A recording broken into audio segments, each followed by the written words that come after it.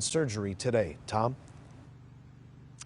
Juan and Jasmine, as you said, that captain last listed in critical but stable condition. Of course, we are hoping for his full recovery. Tonight, the bigger picture to this horrific tragedy is the national picture and other people taking a major hit to mental health as these tragedies continue to unfold. When gunfire shattered Agua Dulce fire station, it wouldn't be long before fellow firefighters learned of the horrific tragedy that unfolded. The violence clearly shook LA County Fire Chief Darrell Osby to his core. And it's with a heavy heart that I stand here and say that one of our firefighter specialists succumbed from his injuries. There were several moments where the chief had to find his words. This morning when I received the news, it was some of the worst news that I've heard in my career. LA County Fire Engineer Jonathan Matheny didn't know the shooter or the victims, but they were all part of the same firefighting family. Knowing that this could have happened to any of us, knowing that there is a mother or father, a husband or wife, children that are grieving beyond words can even comprehend right now.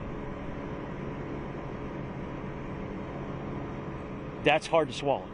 Tuesday's murder comes less than a week after the mass shooting in San Jose at the VTA rail yard. 9 people gunned down in the place where they worked. These incidents do not include the dozens of mass shootings across the country. Mental health experts say the violence compounded with the pandemic is creating a new level of anxiety and concern, especially as people leave their homes more and more to return to their own workplaces. There was already stress revolving around the pandemic, and then all the violence that's accompanying it. I mean, first of all, we didn't even make the connection between the pandemic and the fact that when people socially isolate, they don't have support systems. People are stressed doing virtual interviews. People have to change without necessarily being prepared for change, and change is already hard. Dr. Adolph Brown says the stress of the past year has left many with intense emotional stress. People are hypervigilant. People are nervous and anxious.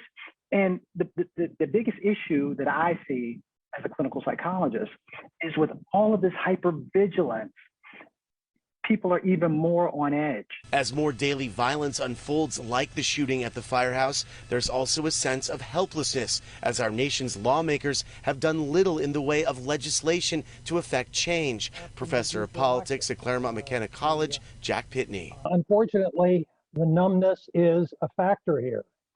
People have heard so many stories about mass shootings, about death, that it doesn't have the same kind of emotional impact it had even a few years ago. Most of the opposition to gun control is coming from the Republicans at the national level. Here in California, we have relatively tight gun control laws.